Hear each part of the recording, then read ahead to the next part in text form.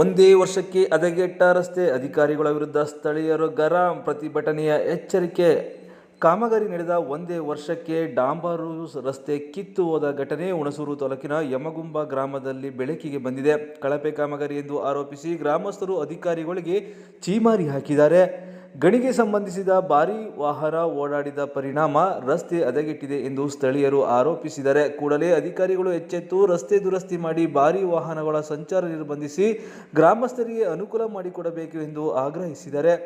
ಇಲ್ಲದಿದ್ದಲ್ಲಿ ಮುಂದಿನ ದಿನಗಳಲ್ಲಿ ಪ್ರತಿಭಟನೆಯ ಹಾದಿ ಹಿಡಿಯುವುದಾಗಿ ಎಚ್ಚರಿಕೆ ಕೂಡ ನೀಡಿದ್ದಾರೆ. ಹುಣಸೂರು ತಾಲೂಕು ಹೊಸಕೊಪ್ಲು ಯಮಗುಂಬ ಗ್ರಾಮದ ಮಾರ್ಗದಿಂದ ಹಬ್ಬನಕುಪ್ಪೆಗೆ ತೆರಳುವ ರಸ್ತೆಗೆ ಕಳೆದ ವರ್ಷ ಡಾಂಬರೀಕರಣ ನಡೆಸಿ ಅಭಿವೃದ್ಧಿಗೊಳಿಸಲಾಗಿತ್ತು. ಗ್ರಾಮಸ್ಥರಿಗೆ ಅನುಕೂಲ ಮಾಡಿಕೊಡಲಾಗಿತ್ತು. ಸಮೀಪದಲ್ಲಿರುವ ಗಣಿಯೊಂದರ ಭಾರೀ ವಾಹನಗಳು ಈ ರಸ್ತೆಯಲ್ಲಿ ಓಡಾಡುತ್ತಿರುವ ಕಾರಣ ಕಿತ್ತು ಬಂದಿದೆ.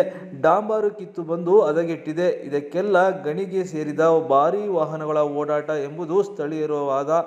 ಇನ್ನು ಈ ಬಗ್ಗೆ ಪ್ರಶ್ನಿಸಿದರೆ ಗಣಿ ಮಾಲೀಕರು ಈ ರಸ್ತೆ ಇರುವುದು ನಮಗಾಗಿ ಎಂದು ಉಡಾಪೆ ಉತ್ತರ ಕೊಟ್ಟಿದ್ದಾರೆ ಎಂದು ಆರೋಪಿಸುವ ಗ್ರಾಮಸ್ಥರು ಕೂಡಲೇ ದುರಸ್ತಿಗೊಳಿಸಿ ಭಾರೀ ವಾಹನಗಳಿಗೆ ನಿರ್ಬಂಧ ಹೇರದಿದ್ದಲ್ಲಿ ಜಿಲ್ಲಾ ಆಡಳಿತದ ವಿರುದ್ಧ ಪ್ರತಿಭಟನೆ ಹಮ್ಮಿಕೊಳ್ಳಲಾಗುವುದು ಎಂದು ಎಚ್ಚರಿಕೆ ನೀಡಿದ್ದಾರೆ.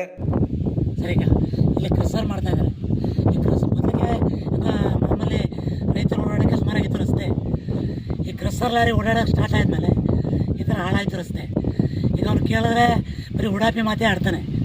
ನಾನು ಡಿ ಸಿಯಿಂದ ಪರ್ಮಿಷನ್ ತಂದಿದ್ದೀನಿ, ನೀವೇನೋ ಮಾಡ್ಕೊಳ್ಳಿ, ನಾನು ಪರ್ಮಿಷನ್ ಕೊಟ್ಟಿದ್ದೆ ಡಿ ಸಿ ಅಂತ.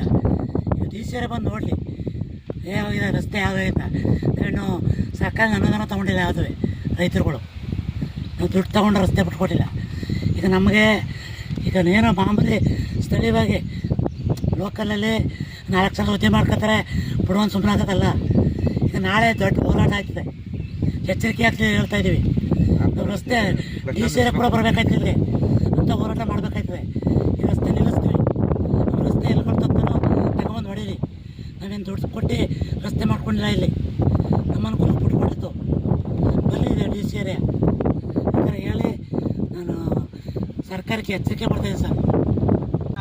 ನಾವು ಸ್ವಂತ ಒಂದು ಹಬ್ಬಕ್ಕೆ MLA ಕರೆಸಿದಾಗ ಒಂದು ಮಗು ಒಂದು ತಾತ ತೀರೋದಾಗ ಅವರ ಆಗಿನಿಂದ ಅವ್ರ ಹತ್ರ ನಾವು ಪರ್ಮಿಷನ್ ತಗೊಂಡು ಮಾಡಿಸ್ಕೊಡಿ ಅಂತ ಅವ್ರ ಮಾಜಿ MLA ನಾವು ಕೇಳ್ಕೊಂಡು MP ಅವರು ಎಲ್ಲರನ್ನೂ ಕೇಳಿ ನಾವು MP ಇದಕ್ಕೆ ಸೇರಿಸಿ ಮಾಡ್ದೋ.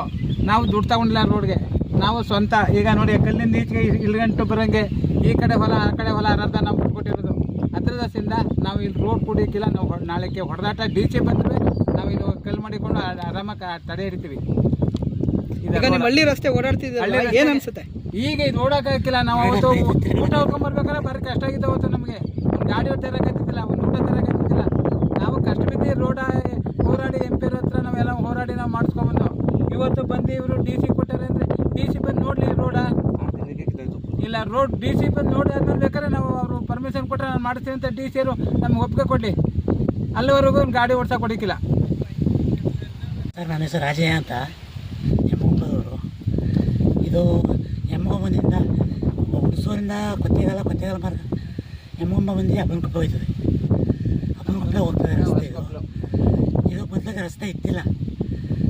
ಮೊದಲು MLA ಮಾಜಿ MLA ಅವ್ರಿಗೆ ಎಲ್ಲ ಕನ್ವಿನ್ಸ್ ಮಾಡಿ ಎಲ್ಲ ನಾನು ರಸ್ತೆ ಬಿಟ್ಕೊಡ್ತೀವಿ, ಜಾಗ ಬಿಟ್ಕೊಡ್ತೀವಿ, ರಸ್ತೆ ಮಾಡ್ಕೊಡಿ ಅಂತೇಳಿ MP ಅವ್ರಿಗೆ MLA ಎಲ್ಲ ರಿಕ್ವೆಸ್ಟ್ ಮಾಡಿ ಮಾಡೋದಕ್ಕೆ ರಸ್ತೆ ಹಾಕ್ಕೊಟ್ರು. ಈಗ ಹಾಕ್ಕೊಟ್ಮೇಲೆ ಅವ್ನು ಮಾಡೋದೇ ಕಳಪೆ ಕಾಮಗಾರಿ.